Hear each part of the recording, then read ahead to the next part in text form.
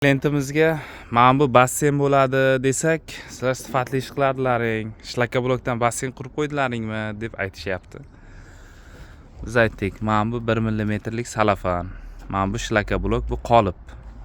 Buni ichidan mana bunaqa monolitniy beton quyiladi.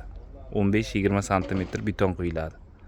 Xo'p, bu qolip deganimda, bu sloy, birinchi sloy suvni qaytaradi. Ikkinchi sloy shlaka blokning ustidan suvoq qilinib, ikki sloy bitumni izolyatsiya qilinadi. Bitumni izolyatsiya. Shunda tashqi tarafdan keladigan har qanday suvni qaytargandan keyin biz endi faqat ichki tarafini, basseynda ichki tarafini o'ylashimiz kerak.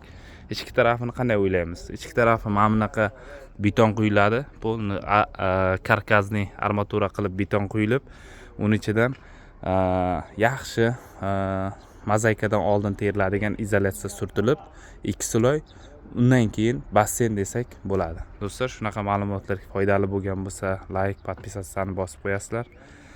Foydali ma'lumotlarni tashlab borishga harakat qilaman. Rahmat, sog' bo'ling.